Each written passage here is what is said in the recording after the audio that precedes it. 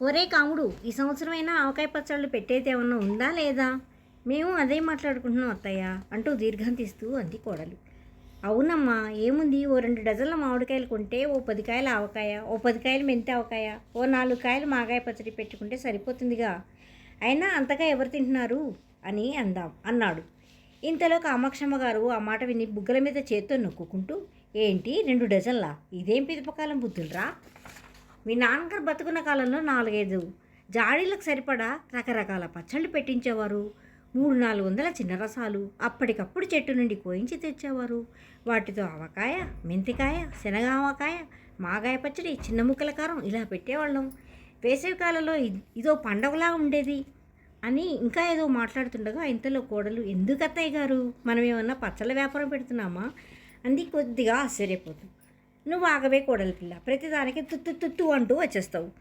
మనకేం కర్మ పచ్చళ్ళు అమ్ముకోవడానికి? మనకు తెలిసిన వాళ్ళందరికీ రకానికో ఇంత పచ్చడి పెడితే ఏదో ఆప్యాయంగా తింటారు. మనకు కూడా దానం చేసిన పుణ్యం వస్తుంది అంది మీసాలు లేకపోయినా మేలేస్తున్నంత సంబరంగా.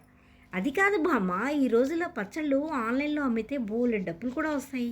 అమ్మ చెప్పినట్లు ఈ వ్యాపారం బాగుంటుంది అన్నాడు మనోడు. బాగుందిరా మీ వరుస, పిల్లికి ఎలుక సాక్ష్యమని సరిపోయారు ఇద్దరును అంది కామాక్షమ్మ గారు. బామ్మ, నాకు తెలియక అడుగుతాను, అన్నీ మామిడికాయతోనే చేసేవే కదా, మరి ఇన్ని రకాలు ఎందుకు అన్నాడు అమాయకంగా. దేని రుచి దాందేరా పిచ్చదవా, ఇదే మామిడికాయల్లో ఉన్న గొప్పతనం అంది కాసింత గర్వంగా. మనవాడికి తెలియని విషయం ఒకటి చెప్పాను అనుకుంది మనసులో. సరేలే అమ్మా, ఏదో ఒకటి చేద్దాంలే అంటూ బయటికి వెళ్ళిపోయాడు కొడుకు. వస్తే కోడలి పిల్ల, ఆ పైన కత్తిపీట, ఆ పైన పెట్టిన జాడీలు అన్నీ తీసి కడిగించి ఆరబెట్టు అంది. ఇప్పుడు అంత పెద్ద జాడీలతో పనే ఉంది అత్తయ్య అంది కోడలు. అదేంటి అలా అంటావు, వాడు అన్నీ తెస్తా అన్నాడుగా అంది. ఆయన చూద్దాంలే అన్నారు కానీ తెస్తాను అనలేదు అత్తయ్య అంటూ. ఈ హెచ్చరికేం తక్కువ లేదు, ఇంత వయసు వచ్చినా జిహ చాపల్యం మాత్రం చావలేదు, చింత చచ్చినా పులుపు చావలేదు అంటారు, అందుకేనేమో అని మనసులోనే అనుకుంది కోడలు. మన్నాడు కొడుకుని పిలిచి, ఒరే పచ్చడికి కావాల్సినవి చెప్తాను, రాసుకొని తీసుకునిరా అంది కొడుకుతో.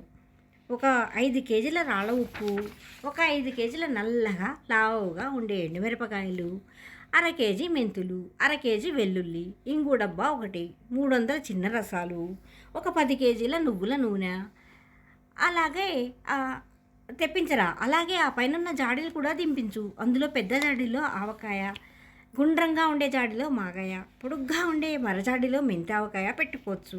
మిగిలిన వాటిలో శనగ ఆవకాయ, చిన్న ముక్కల పచ్చడికి సరిపోతాయి.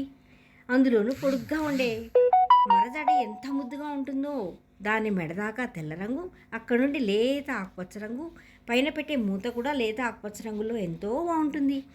దాని మూత కూడా మరతిప్పి తీయాలి అని ఆమెకు తెలిసిందంతా చెప్పింది. అంత పచ్చడి ఏం చేసుకుంటావు అమ్మా, ఇవన్నీ తేవాలంటే నా నెల జీతంలో కనీసం 5-6 వేలు ఖర్చు పెట్టాలి. రేట్లు మామూలుగా లేవు. ఒక మామిడికాయ రకాన్ని బట్టి 10 నుండి 20 రూపాయలు చెప్తున్నారు. ఇదేమన్నా మన ఊరు మామిడికాయల ఊరికే రావడానికి అని కొడుకు అంటుండగా, కోడలు కల్పించుకొని మనం తినే పచ్చడికి రకానికి 5 కాయలు అయితే ఎక్కువ అయినా ఇంకా కిందటి సంవత్సరం పచ్చళ్ళు ఇంకా మిగిలే ఉన్నాయి, ఎందుకు అనవసరం ఖర్చు ఆర్భాటాలు అంది. అదేంటి అలా అంటావు, మళ్ళీ వేసవికాలం దాకా ఈ ముచ్చట అవుతుందా అంది సాగదీస్తూ. నిజమేలేండి, ఎంత చెప్పినా మీరు వింటారా, ఇంటి పేరు కస్తూరి వారు ఇంట్లో గబ్బిలాల కంపు అని మనసులోనే అనుకుంటూ అత్తగారి వైపు గుర్రుగా చూసింది. ఏదో మనకు సరిపడినంత పెట్టుకుందాంలే అమ్మా అన్నాడు కొడుకు.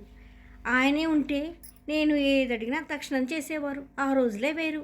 నా చాదస్తం కాకపోతే ఇప్పుడు నా మాట ఎవరు వింటారు కనుక అంటూ కన్నీళ్ళు పెట్టుకోసాగింది కామాక్షమ్మ గారు.